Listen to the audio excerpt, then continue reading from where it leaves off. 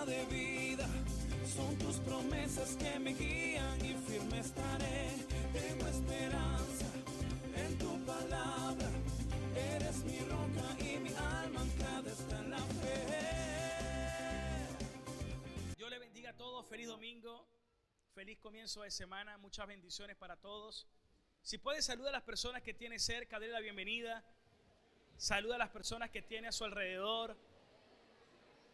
Aprovecho de saludar a todos los que están conectados a través de nuestro canal de YouTube. Muchas bendiciones, qué bueno que estén conectados con todos nosotros.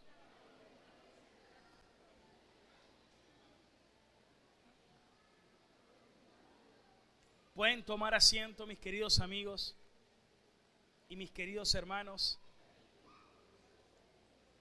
Muchísimas bendiciones para todos.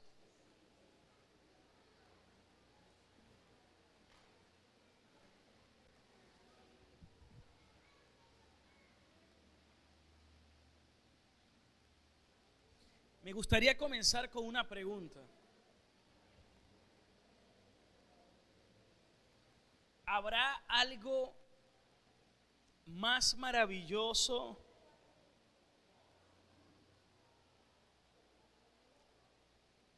de que el Señor esté con nosotros? Repito la pregunta. ¿Habrá algo más maravilloso de que el Señor esté con nosotros? ¿Qué opinan ustedes, hermano? Una vez más.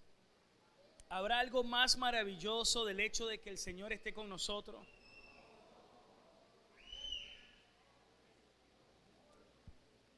Gloria a Dios. Voy a responder desde mi perspectiva y espero que no juzguen tan rápido, ¿no? Yo creo que si hay algo mejor.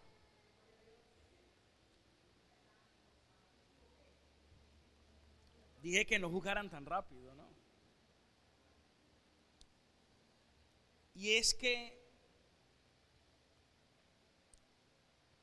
el hecho de que el Señor, algo mejor de estar con nosotros es que el Señor está ahora en nosotros.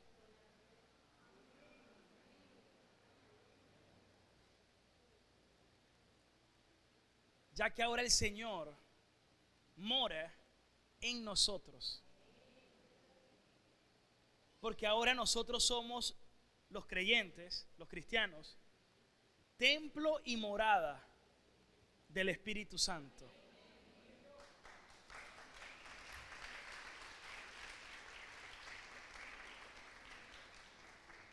Y ustedes dirán, pero ¿por qué tan relevante explicarlo de esta manera? Creo que sí lo es. Y tiene que ver con el mensaje el día de hoy. Quiero que me acompañen a Juan capítulo 1, versículo 30. La semana pasada prediqué solo el versículo 29, aquel texto que dice: este es el Cordero de Dios que quita el pecado del mundo. ¿Se acuerdan esas palabras que expresó Juan el Bautista? Hoy quiero hablar desde el versículo 30 al versículo 34. Dice así la palabra de Dios. Juan el Bautista dice así: este es aquel de quien yo dije: después de mí viene un varón, el cual es antes de mí, porque era primero que yo. Yo no le conocía, mas para que fuese manifestado a Israel, por esto vine yo bautizando con agua. Versículo 32. También dio Juan testimonio diciendo: yo vi al Espíritu que descendía del cielo como paloma, al Espíritu Santo, y permaneció sobre él, sobre Cristo, sobre Jesús. Versículo 33. Yo no le conocía, dice Juan el Bautista, pero el que me envió a bautizar con agua, aquel me dijo: sobre quien veas descender el Espíritu Santo y que permanece sobre él, ese es el que bautiza con el Espíritu Santo. y yo le vi y he dado testimonio de que este es el Hijo de Dios. Hoy quiero compartir un mensaje que lleva como título: el que bautiza en el Espíritu. Amén. En una ocasión Jesús le dijo a sus discípulos: a ustedes les conviene que yo me vaya. Imagínense, yo trato de trasladarme a la época y trato de imaginarme que yo hubiese sido en ese momento uno de los discípulos del Señor. Y viene el Señor y de repente dice: a ustedes les conviene que yo me vaya. Yo me imagino, por a veces mi personalidad extrovertida, seguramente me hubiese gustado decirle: Señor, ¿por qué vas a hacer eso? O sea, hubiese sido un Pedro allí. Señor, ¿por qué dices eso? ¿Por qué tú dices que nos conviene que tú te vayas? De ninguna manera. ¿Puede acaso haber algo mejor que el hecho de que estemos contigo? ¿Puede acaso haber algo mejor del hecho de que tú estás con nosotros? ¿Cómo es que nos conviene que tú te vayas? Yo no creo que no nos convendría, pero no quiero poner en duda tu palabra. El Señor dice: les conviene que yo me vaya.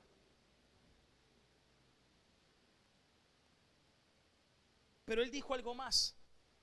Eso está en Juan 14, 18. Él dijo: yo no los voy a dejar huérfanos. Yo no los voy a abandonar.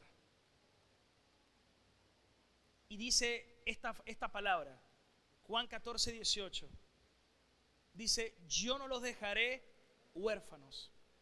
Yo vendré a ustedes. ¿De qué forma el Señor vendría a nosotros? A través del Espíritu Santo. Por eso algunos teólogos hablan de la venida en carne, el verbo hecho carne, primera venida. Sabemos que el Señor regresará, esperamos su venida, la iglesia espera la venida de Cristo. Pero algunos teólogos hablan de que cuando el Espíritu Santo vino a la iglesia, eso fue una venida también del Señor. Porque nota las palabras de Jesús: yo vendré a ustedes. Había algo mejor y que nos convenía. Nos convenía que Él fuera, para que ahora Él vendría o iba a venir a nosotros. Por eso la pregunta al inicio. Ahora Él habita en nosotros. ¿Cuántos dicen amén? Pero ubiquémonos una vez más en el contexto de Juan 1:30. Juan dice: este es el Cordero de Dios que quita el pecado del mundo. Pero luego dice: este es aquel de quien yo dije: después de mí viene un varón, el cual es antes de mí, era primero que yo. Primero, antes de tocar este versículo, quiero que asociemos algo. ¿En qué momento se cumplió por primera vez de que el Espíritu Santo, o de que Cristo vendría a nosotros a través del Espíritu Santo? ¿Cuándo fue la primera vez que se cumplió esa palabra? Se cumplió en el libro de los Hechos. ¿Se acuerdan? Capítulo 2. ¿En qué día? En el día de... No, pero dígalo fuerte, ¿no? En el día de Pentecostés. El día de Pentecostés. Tenemos que hacernos una pregunta. ¿Por qué ese día? ¿Por qué el Espíritu Santo vino a la iglesia en el día de Pentecostés? Primero tenemos que preguntarnos qué es el Pentecostés. Y lo primero que quiero aclarar es que para los judíos habían 3 fiestas súper importantes en el cual todo judío tenía que ir a Jerusalén. La primera, la de la Pascua. La semana pasada hablé de la Pascua y dije cuándo fue la primera vez que se celebró la Pascua, y fue cuando el pueblo de Israel estaba en Egipto. Ya habían ocurrido 9 plagas, faltaba la 10ª, que era la muerte de los primogénitos, y Dios le dio instrucción a Moisés diciendo: vas a tomar un cordero por familia, lo van a sacrificar, van a colocar la sangre en un lebrillo y con una planta de hisopo van a untar los postes y los dinteles de la puerta, porque aquella noche yo pasaré y donde no hubiera la señal de la sangre va a morir el primogénito de la familia. Si había sangre, había vida. Si no había sangre, había muerte. Eso ya prefiguraba de que un día, a través de un cordero que iba a derramar su sangre, iba a traer salvación a su pueblo.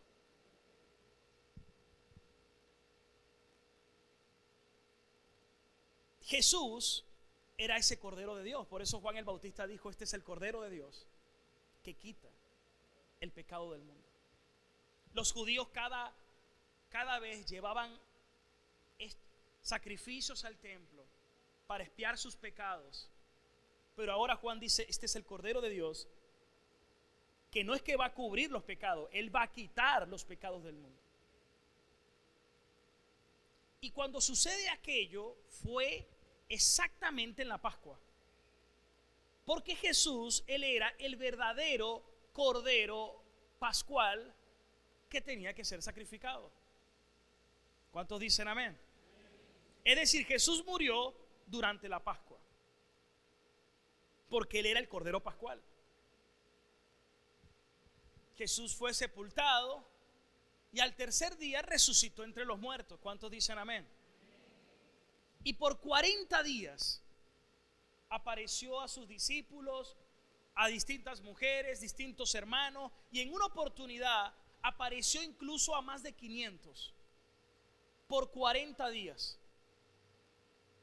Pero luego de los 40 días ascendió al cielo, desapareció entre las nubes delante de sus discípulos.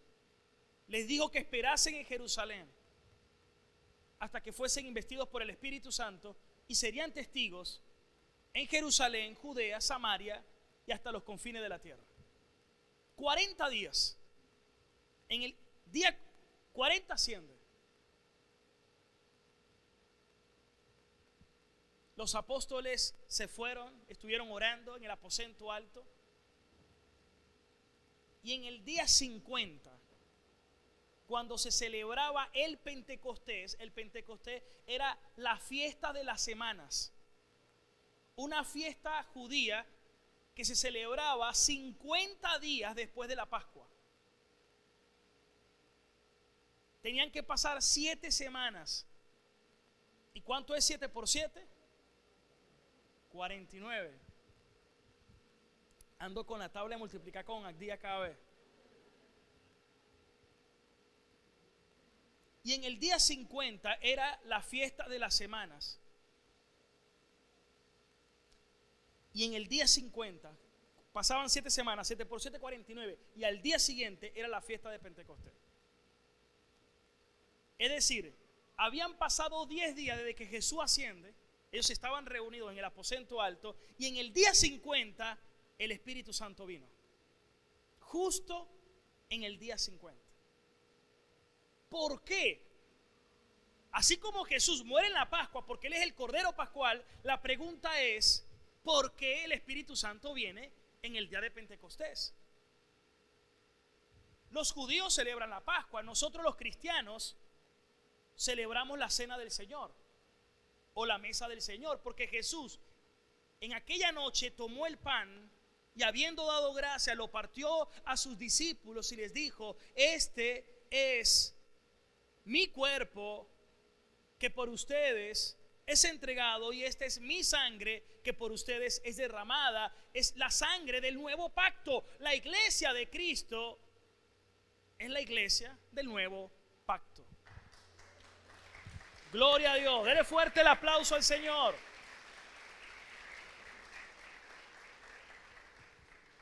La Pascua se cumplió en la cruz. No tengo por qué seguir celebrando la Pascua. Cristo murió una vez y para siempre. Pero sí celebramos la cena del Señor y cada primer martes del mes celebramos la mesa del Señor y allí anunciamos la muerte de nuestro Señor Jesucristo hasta el día que el Señor venga. Ahora, ¿en qué consistía esta fiesta de la semana? Vamos a ver algunos versículos del Antiguo Testamento, ¿les parece? Vámonos a Éxodo 34, 22. Acompáñenme, vamos a leerlo. Éxodo 34, 22.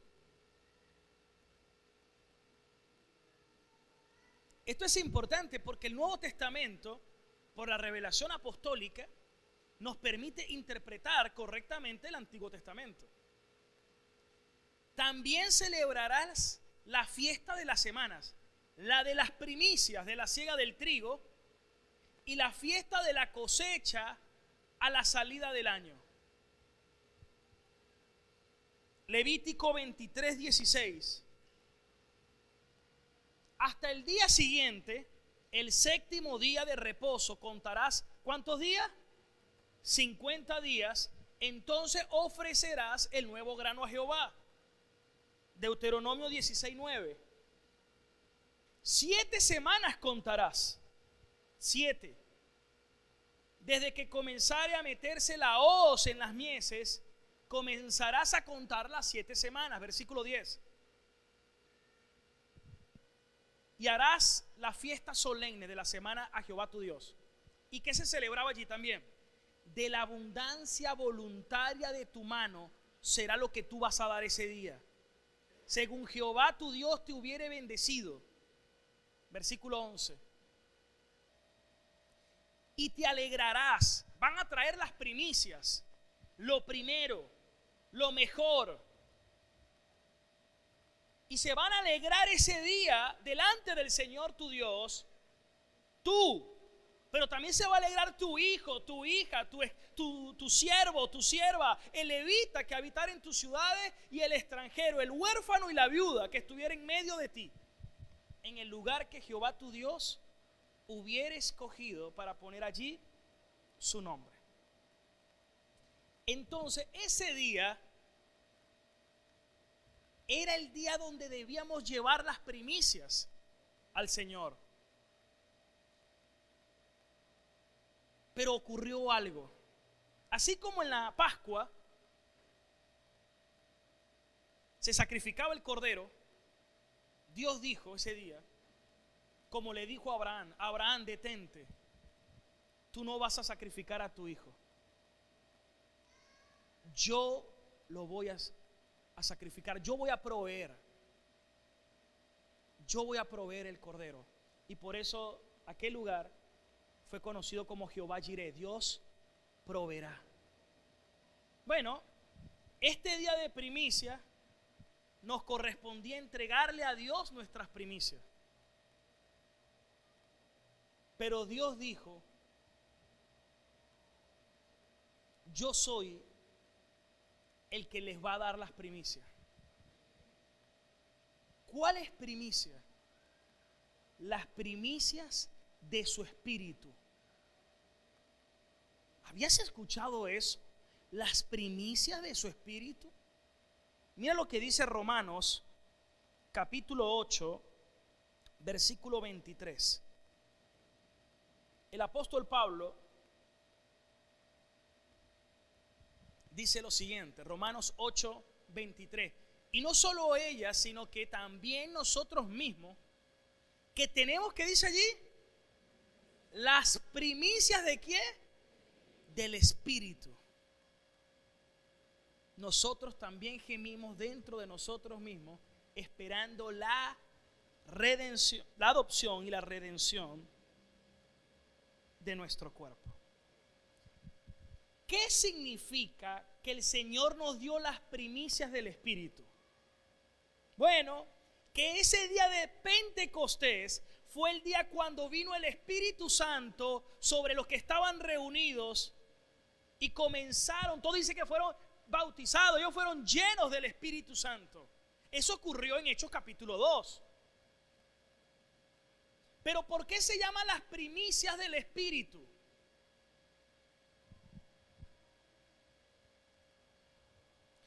La expresión las primicias del Espíritu se refiere a las bendiciones y manifestaciones del Espíritu Santo en la vida de los creyentes como un anticipo de las bendiciones futuras. Cuando Dios le da el Espíritu Santo a una persona, le está dando las arras, dice Pablo. Y las arras eran una garantía. Era como cuando se hacía un contrato, aquí están mis arras. Si se entregaban las arras, eso era una garantía de que la persona que estaba contratando en ese momento se responsabilizaba a culminar completamente su compromiso. Cuando Dios nos da su Espíritu Santo, Dios está diciendo, la obra que yo comencé en ustedes, yo la voy a terminar. ¡Aleluya! Eso es glorioso. Son las primicias, pero esto es un anticipo. Es lo que se conoce en la teología como el ya y el todavía no. ¿Habías escuchado el ya y todavía no? Ese es un concepto teológico. ¿En qué consiste? El reino de Dios está en ustedes. El Señor lo dijo, ya está inaugurado el reino de Dios, pero todavía no ha llegado a ser consumado completamente. Pero llegará el día cuando el Señor regrese, cuando lo que hoy conocemos en parte, lo vamos a conocer. Y bendiciones que hoy tenemos en parte, luego la vamos a tener completa. Como por ejemplo, la redención de nuestro cuerpo. Porque en la cruz, Cristo, ¿qué quitó del pecado? Cristo quitó la condenación y la culpa de mi pecado. Por eso Pablo dice, no hay condenación para los que estamos en Cristo Jesús. Ya el pecado no me puede culpar, ya el pecado no me puede condenar. En la cruz me fue quitada la culpa. En la justificación por la fe. Pero en la santificación, la obra del Espíritu Santo, todos los días en mi vida, Él me está librando de la corrupción del pecado. Porque todos los días me está santificando. Pero va a llegar un día cuando el Señor ha prometido que va a quitar completamente la presencia del pecado. Porque nos va a dar un cuerpo nuevo. Vamos a sembrar, como dice 1 Corintios 15, un cuerpo corrupto y vamos a cosechar un cuerpo incorruptible. Y entonces lo mortal se vestirá de inmortalidad. Vamos a tener un nuevo cuerpo. Y ya no habrá más dolor, no habrá más pecado, precisamente porque el Señor Jesucristo venció. Y nosotros reinaremos con Él por los siglos de los siglos. ¡Aleluya! Hay una falsa doctrina que se llama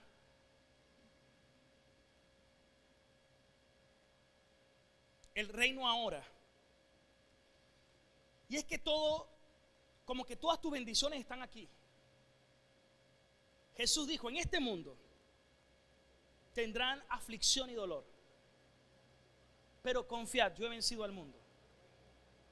Nosotros comenzamos a disfrutar las primicias del Espíritu, pero llegará el día donde vamos a ver esas bendiciones completas. ¿Dónde? En un cielo nuevo y en una tierra nueva.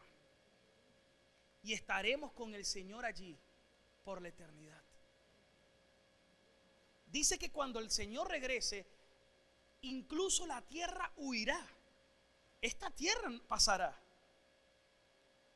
Este no es nuestro destino final. Ojo, yo muero hoy. Ya la muerte no tiene dominio sobre mí gracias a la resurrección de Cristo. Pero yo muero hoy y voy a la presencia de Dios. Esa es la convicción. Pero va mi espíritu, va mi alma. Pero el Señor me ha prometido que Él me va a dar un nuevo cuerpo, que será cuando los muertos en Cristo resucitarán. Se refiere al cuerpo. Vamos a recibir de nuevo un cuerpo, pero un cuerpo donde ya no habrá pecado y donde verdaderamente podamos agradar y honrar al Señor. ¿Cuántos se gozan en el Señor? Gloria a Dios, hermano. Entonces el Señor nos dio las primicias del Espíritu. En el día cuando debíamos entregar las primicias, Él nos dio las primicias. Por eso la Pascua se cumplió en la cruz. El Pentecostés se cumple cuando el Espíritu Santo vino a la iglesia. Venía con mi papá de viaje la semana pasada. Iba con mi esposa, mis hijos, mi mamá y mi papá. Veníamos en el carro, estábamos de viaje. Y en eso él me comenta, hablando de alguien que años atrás con su esposo servía en una iglesia y daban incluso talleres de matrimonio. Pero luego mi papá dice algo así como, pero bueno, yo sabía que ese matrimonio nunca iba a funcionar. Y efectivamente, esta pareja que daban incluso talleres de matrimonio se divorcian. Y bueno, fue realmente muy doloroso ese caso, ¿no? Pero así como ese hay muchos. Pero a mí realmente me incomodó el comentario de mi papá por el hecho de que yo no puedo juzgar anticipadamente a nadie, ¿me explico? Y por otra parte, oro por él para que cada día conozca al Señor. Es mi oración. Igual lo hago por cada miembro de mi familia.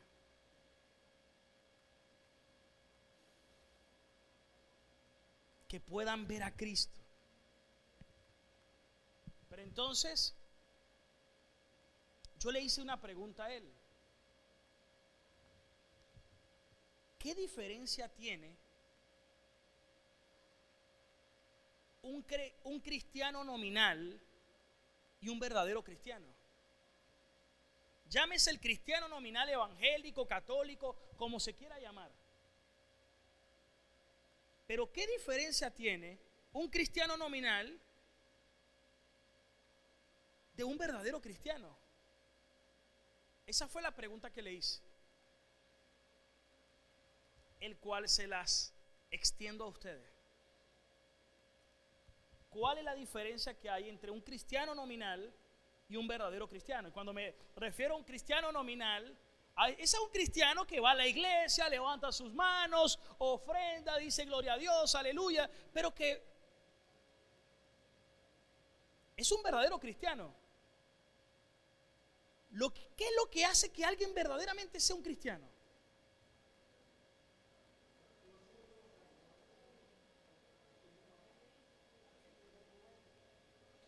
Jesús dijo: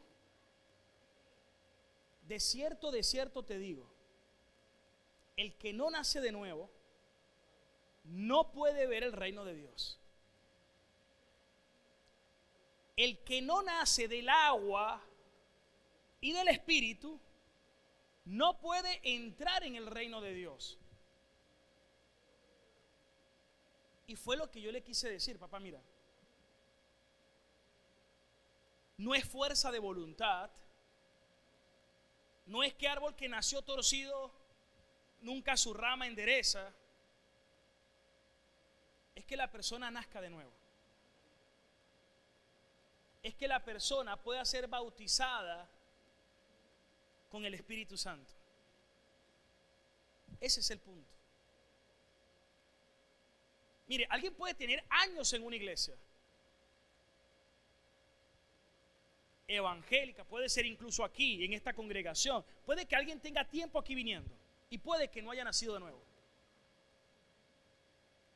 Porque el ser humano muchas veces hace las cosas por hábito.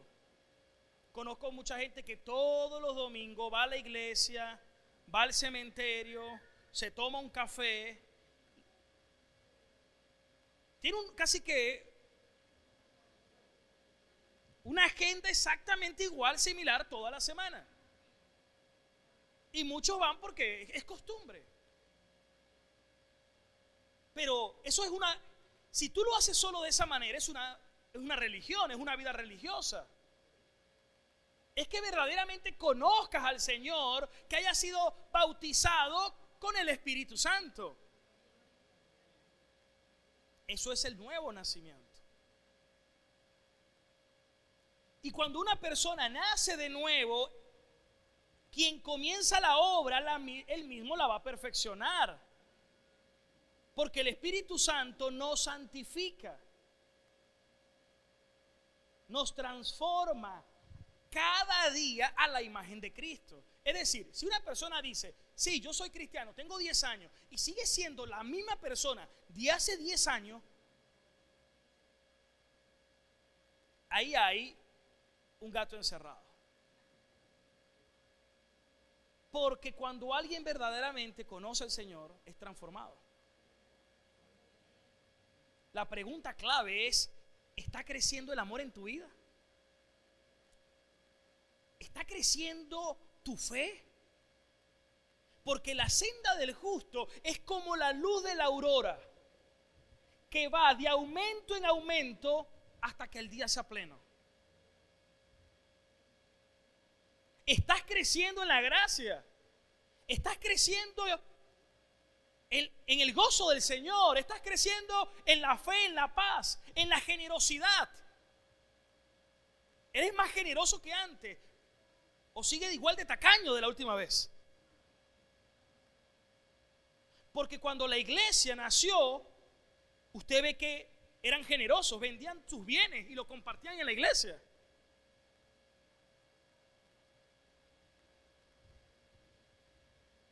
Tiene que haber una evidencia. ¿Cuántos están captando el mensaje? Hermano, esto es vital. Esto es para que cada uno se examine. Cada uno de nosotros necesita examinarse delante del Señor y delante de su palabra.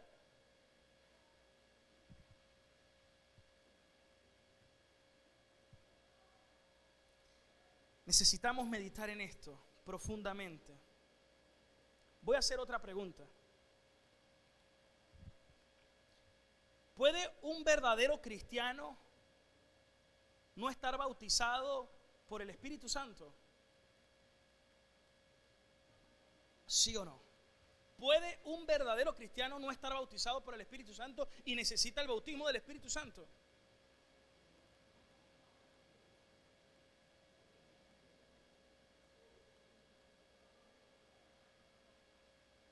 ¿Qué significa los que no dicen nada?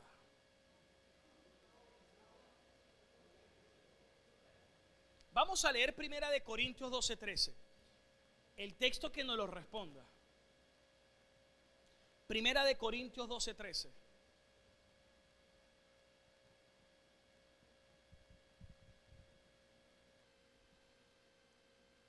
A la cuenta de 3 vamos a leerlos todos juntos. 1, 2, 3. Porque por un solo Espíritu, Espíritu Santo porque está en mayúscula, fuimos todos bautizados en un cuerpo.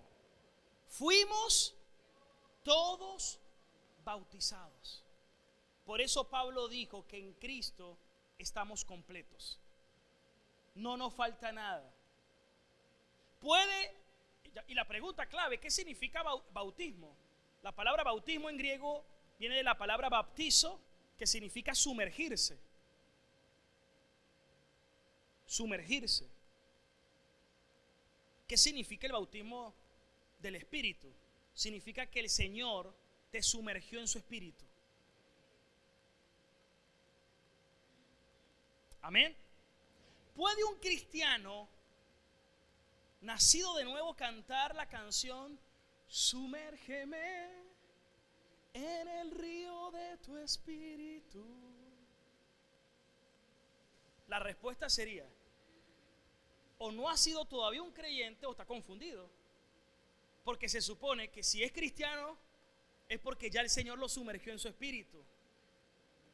Porque Él es el que bautiza en el Espíritu Santo.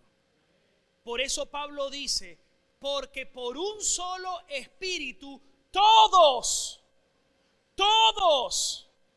aquí le está hablando a la iglesia, toda la iglesia ha sido bautizado en un cuerpo.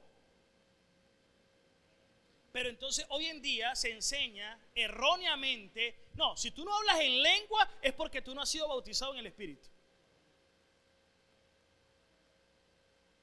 E incluso Pablo en 1 Corintios 14 hace una pregunta retórica: ¿hablan todos en lengua? Y la respuesta retórica era no.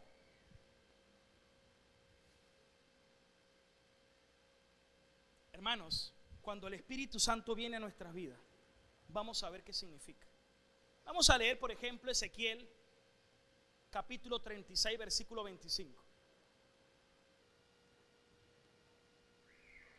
Es más, Jesús dijo: el que no nace del agua y del Espíritu no puede entrar en el reino de Dios. Ya va, yo le voy a decir una pregunta. ¿Qué significa eso? Y si usted me dice: pastor, yo no sé, ¿cómo no te has hecho esa pregunta antes? Espero que al menos te la hayas hecho. Porque ya va, si Jesús dice que para poder entrar en el reino de Dios tienes que nacer del agua y del Espíritu, esa pregunta tiene que ser demasiado importante. Es una pregunta neurálgica, porque ya va, si nazco en el agua y del Espíritu es que voy a entrar, si no, no. No estoy haciendo cualquier pregunta. Algunos erróneamente creen que el nacer del agua es el bautismo en agua. Pero les quiero hacer una pregunta: ¿el bautismo en agua limpia las inmundicias de nuestra carne? Les pregunto: ¿el bautismo en agua limpia las inmundicias de la carne?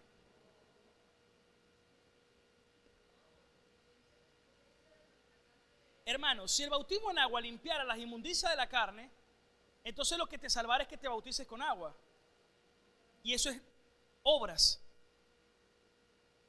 Y eso dependiera de ti, si te metes o no te metes en el agua. Y la salvación es un don de Dios. Y es por gracia, mediante la fe en Cristo Jesús.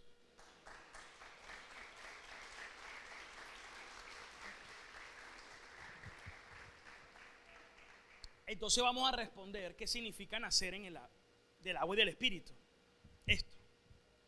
Ahí está la respuesta. Dice Dios desde el Antiguo Testamento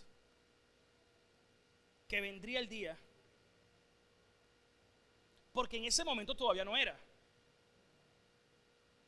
La obra del Espíritu Santo en el Antiguo Testamento no es igual que la obra del Espíritu Santo hoy. Por ejemplo, el Espíritu Santo estuvo con Sansón. Pero ¿qué pasaba con Sansón? ¡Wow! Tenía una fuerza extraordinaria, sobrenatural. Pero seguía pecando, seguía su broma, seguía viviendo como vivía. Saúl tenía el Espíritu Santo, pero vemos todo lo que hizo Saúl. Pero algo que hace el Espíritu Santo hoy en nosotros es que nos santifica y nos transforma de gloria en gloria a la imagen de Cristo Jesús. Por eso no puede haber un cristiano que dice que tiene el Espíritu Santo y sigue viviendo su vida como que si nada pasara. Ese no es cristiano. Será un cristino, no sé qué será, pero cristiano no es.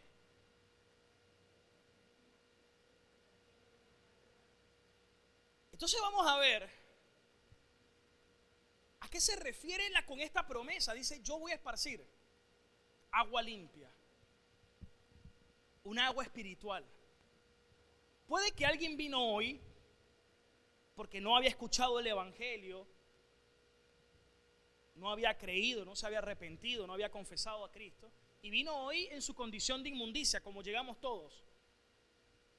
Y puede que salga hoy completamente lavado y limpio, aunque él visiblemente se vea igual. Pero espiritualmente el Señor lo lavó, lo limpió con agua limpia de todas sus inmundicias. Y de todos sus ídolos el Señor nos limpia. ¿Qué más? Versículo 26. ¿Qué hace cuando el Espíritu Santo viene? El Señor te dice, o el Señor hace. ¿Qué hace? Nos da un nuevo corazón. Por eso una persona antes de Cristo es igual que una persona después de Cristo. No, aquí tenía un corazón de piedra, aquí tiene un corazón de carne.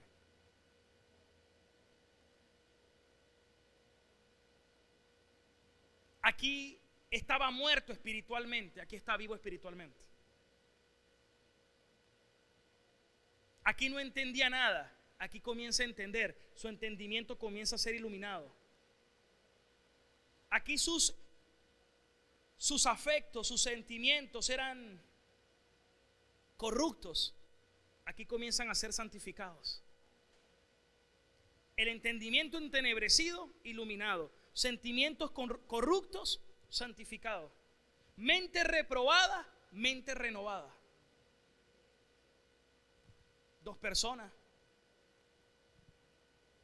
Porque quien está en Cristo Jesús, nueva criatura es.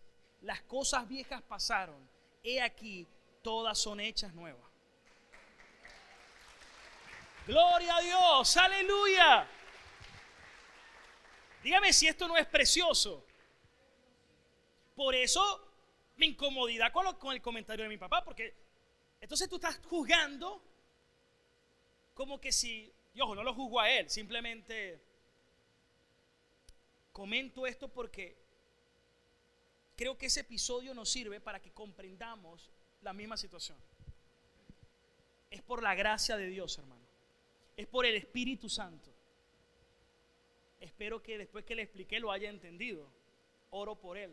Igual que oro por ustedes, que al escuchar este mensaje puedan comprenderlo. Esa es mi oración. Así como Dios me permitió un día entenderlo y conocerle. Porque no le entendía ni le conocía. Porque todos nacemos incrédulos. Mira cómo dice Juan 1:31. Ya vamos a volver a este texto. Juan 1:31.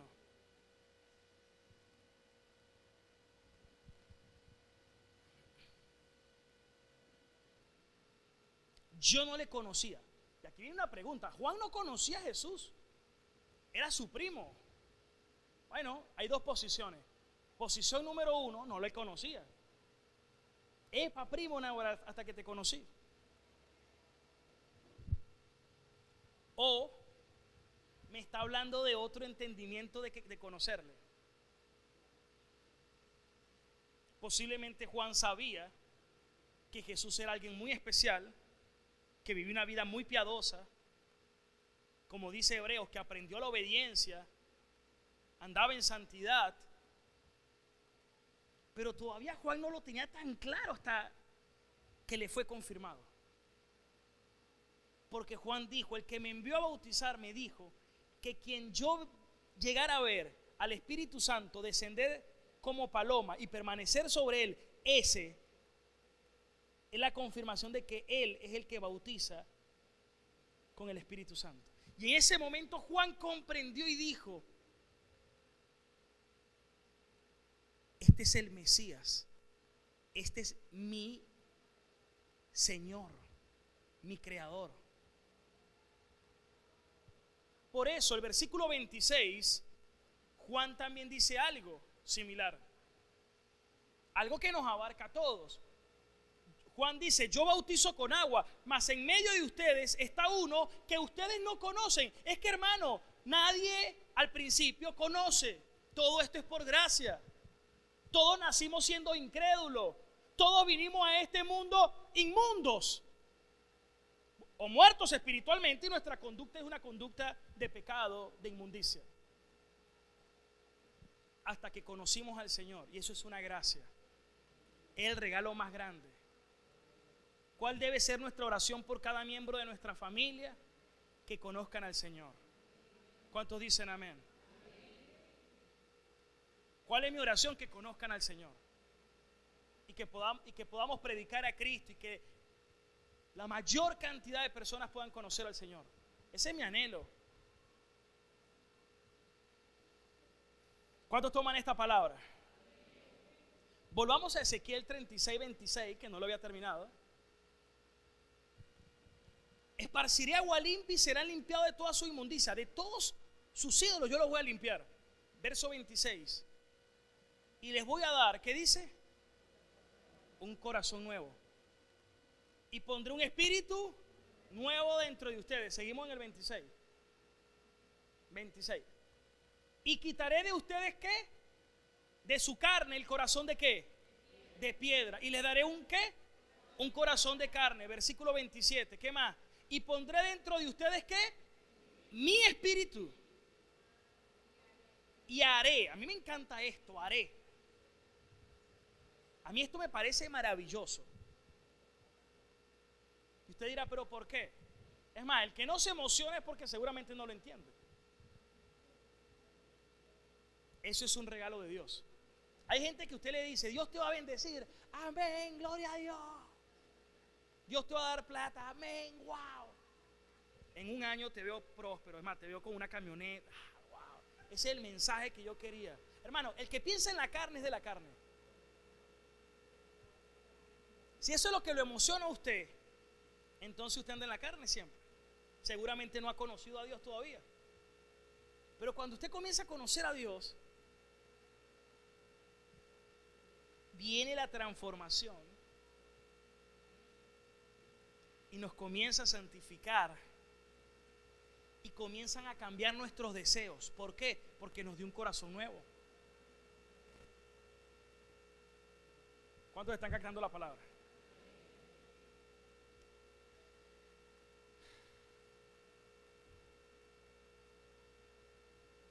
Haré. Me encanta eso, haré. ¿Por qué? Porque en el Sinaí Dios le dio a Moisés las tablas de la ley. Ahí están las tablas de la ley. Pero el único que ha cumplido la ley verdaderamente, ¿quién es? Cristo. Pero en el nuevo pacto el Señor promete que nos daría su Espíritu Santo, porque a través del Espíritu Santo en nosotros iba a obrar en nosotros para que andemos en sus estatutos. ¿Por qué? Porque cuando yo leía la ley, no hagas esto, no adulterarás, no levantarás falso testimonio, no robarás, no matarás, y yo veía todo eso. Santo Dios. Y cuando Jesús le da el verdadero significado, pero ahora el Espíritu Santo viene a morar en nosotros porque Él es nuestro ayudador. Y como nuestro ayudador nos guía para que podamos guardar y andar en sus estatutos, en sus preceptos, y para que lo podamos poner por obra. Eso es gloria a Dios, hermano. Gloria a Dios. El Espíritu Santo, cuando viene a una persona, le da una nueva capacidad. Una nueva capacidad. ¿Cómo sé yo? ¿Cómo identificamos a los verdaderos cristianos? Les pregunto. ¿Cómo identificamos a los verdaderos cristianos?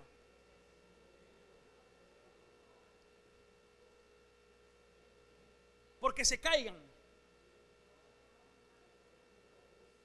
porque den la voltereta. Jesús dijo, por sus frutos serán conocidos. ¿Por qué? Por sus frutos.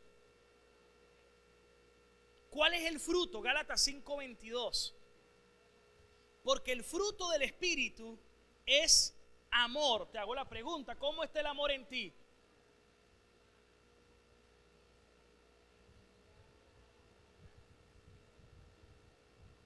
A lo mejor tú dices, pastor, yo tiendo a ser rencoroso. La pregunta clave, ¿has conocido al Señor? Porque cuando el Señor viene y somos bautizados en el Espíritu, Él nos da un nuevo amor y nos da una nueva capacidad de amar, la que Él pidió. Ama a tus enemigos. No, yo no soy capaz de amar a mis enemigos. Te entiendo, no has nacido de nuevo. Tranquilo, te entiendo. Yo también. Yo antes no odiaba a mis enemigos. ¿Qué cuento de amarlos? Los odiaba. Quería que pagaran. Pero ahora Dios me ha dado un nuevo corazón. Y ahora oro por ellos y le pido a Dios que lo conozcan y que les vaya bien. ¿Por qué? Porque Dios me ha dado un nuevo corazón. Una nueva capacidad ¿de qué? De amar. Antes yo me molestaba si veía que el vecino le iba bien. O que si el amigo mío salía mejor que yo en el examen. Ahora tengo la capacidad de gozarme por el bien de mi prójimo. Pero porque yo sea bueno, de ninguna manera. Porque si tú ves algo bueno en mí, es la obra del Espíritu Santo en mí. Es la obra de Cristo. Y si ves algo malo de mí, son mis pecados residuales. Soy yo todavía que tengo que seguir muriendo cada día. Si ves algo bueno, es Cristo. Si ves algo malo, soy yo. Pero la buena noticia es que el que comienza la obra la va a terminar. Yo tengo un cartelito que dice: estoy en construcción. ¿Cuántos están en construcción?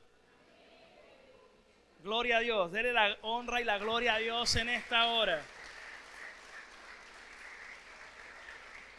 Solo le voy a pedir algo. No vaya a ser como en algunas avenidas ponen en construcción y no ve ningún trabajador ahí trabajando. Ponen el letrero pero no hay nadie trabajando. Entonces hay gente que dice: no, yo estoy en construcción, yo estoy en construcción. Y tú nunca ves que están siendo transformados. Siguen igualitos. No, si está en construcción es porque está siendo transformado por el poder del Espíritu Santo. ¿Cuántos se gozan en el Señor? Él nos da una nueva capacidad, nos lleva a una nueva obediencia, porque yo haré que anden en mis estatutos y en mis preceptos. Yo haré, dice el Señor. No es que tú lo vas a hacer, yo lo haré. Maravilloso, glorioso, porque yo no puedo solo.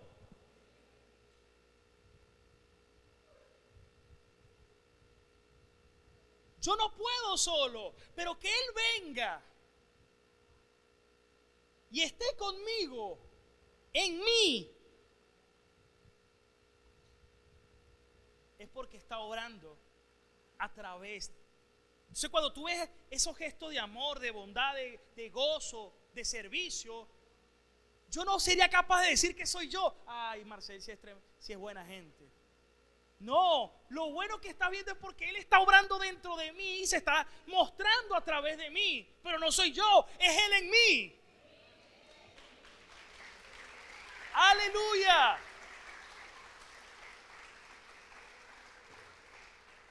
Si digo que soy yo, estaría hablando mal. ¿Debemos santificarnos? Sí. ¿Es mi responsabilidad? Sí. ¿Pero yo soy el que me santifico a mí mismo? No, jamás podría decir eso. Porque Él es el que nos santifica. Si yo digo que soy yo el que me estoy santificando, me estoy robando la gloria de Él. Cuando Él es el Espíritu Santo, porque Él es el Espíritu que santifica. Él es el Espíritu santificador. Nos santifica, hermanos. ¿Cuántos toman esta palabra? Por eso volvamos a Juan 1:33. Ya se me fue el tiempo, hermano.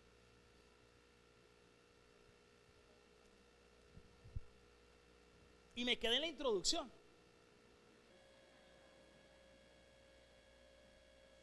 Yo no le conocía, pero el que me envió a bautizar con agua, aquel me dijo: sobre quien veas descender el Espíritu. Imagínate, Jesús vivió sujeto a sus padres, creció en obediencia, santo, pero su ministerio nace o comienza a partir de allí. Por eso la Biblia no habla de Jesús en su infancia, adolescencia, sino cuando comienza, cuando es revelado y viene el Espíritu Santo sobre él ungiéndolo. Por eso Jesús dijo en Lucas 4:18, fue al templo un día de reposo y pidió leer del rollo del profeta Isaías y ubicó el texto que decía: el Espíritu de Dios está sobre mí y me ha ungido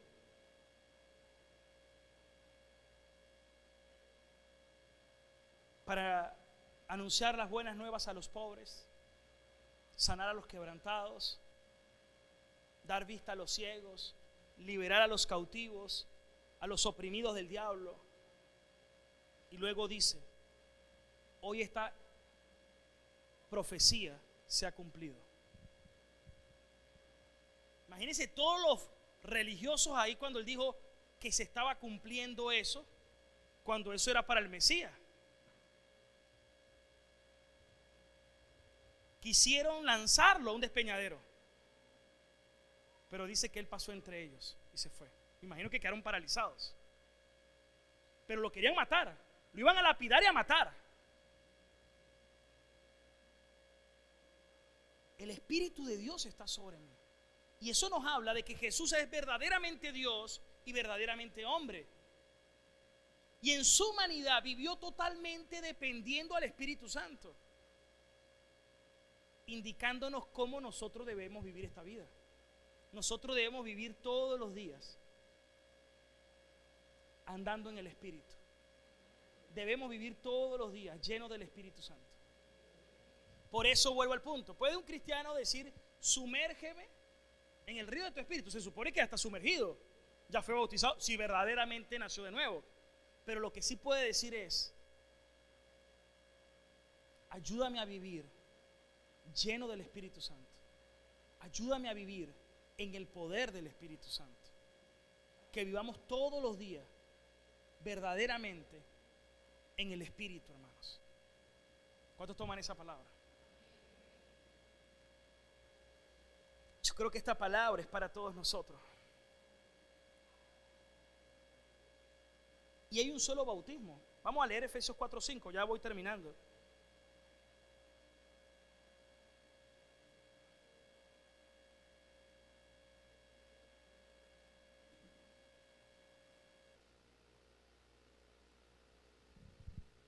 Desde el versículo 4, a ver. Y del 3. Ok, solícitos todos, dice Pablo, aquí en 1 Corintios 1 y Efesios 4 nos habla de la unidad del Espíritu. Todos solícitos en guardar la unidad del Espíritu. Debemos andar unidos como iglesia en el Espíritu, con una sola mente, pensando lo mismo, en un mismo parecer, en un mismo espíritu. ¿Y cómo podemos guardar esa unidad como iglesia? En la unidad del Espíritu, el vínculo de la paz, versículo 4. Porque son un cuerpo, dice el Señor. Porque un espíritu, dice el Señor. Como fueron también ustedes llamados a una misma esperanza de su vocación. Porque hay un Señor. Porque hay una fe y hay un bautismo. ¿Hay dos bautismos? No, uno solo.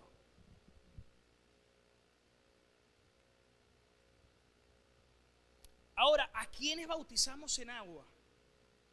Los que han creído, se han arrepentido, han confesado con convicción. Se supone que primero son bautizados en el Espíritu y luego son bautizados en agua. Y eso fue lo que dijo Pedro después que llegó a casa, cuando llegó a casa de Cornelio. Él dijo: habiendo ustedes sido bautizados por el Espíritu, ¿cómo les niego el agua? Es decir, los que son bautizados en el Espíritu son los que deben bautizarse en agua. Por eso el bautismo en agua nunca puede ser por coacción. Vamos, bautízate, tienes que bautizarte. Si la persona no ha conocido al Señor, no ha sido bautizado en el Espíritu, solo se estaba bañando, no lo va a entender. No entiende lo que es estar unido a Cristo en su muerte, sepultura y resurrección. Pero aquel que ya ha nacido de nuevo quiere bautizarse y dice: yo quiero que todo el mundo sepa que soy cristiano, que amo a Cristo, quiero predicar a Cristo, quiero servirle a Cristo, amo a Cristo. Ese es el fruto del Señor.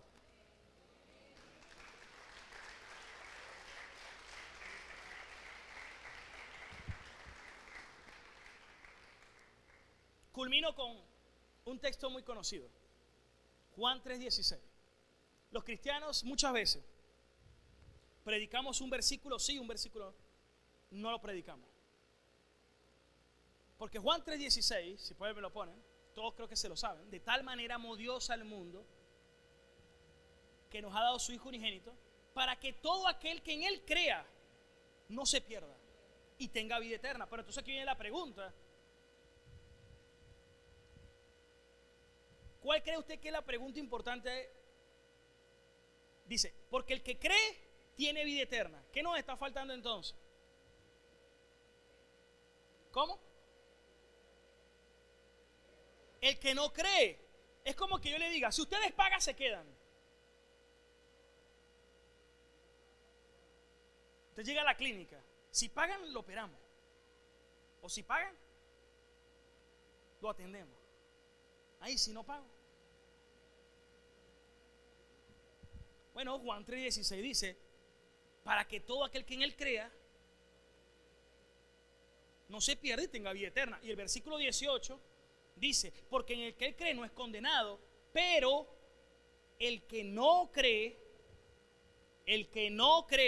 ¿qué dice? Ya ha sido condenado. Punto. Hoy hay una falsa ideología, herejía, una falsa doctrina, donde en las iglesias solo predican algunos versículos acomodaditos. Es que Dios es amor. No, vive como tú quieras, Dios te ama. No conocen la Biblia, no saben lo que dice la Biblia. El que cree es justificado. El que no cree, no es que va a ser condenado, dice: ya ha sido condenado. Dice: ya ha sido condenado.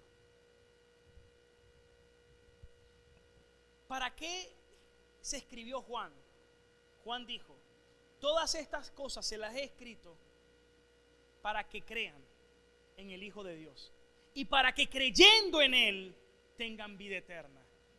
Hermanos, el propósito de esto es que usted pueda creer en el Señor Jesucristo, deposite su confianza en Él completamente y creyendo usted pueda tener una vida abundante que solamente Él nos puede dar. Aleluya, gloria a Dios. Fuerte ese aplauso. Vamos a estar de pie. ¿A cuánto Dios les habló en esta mañana?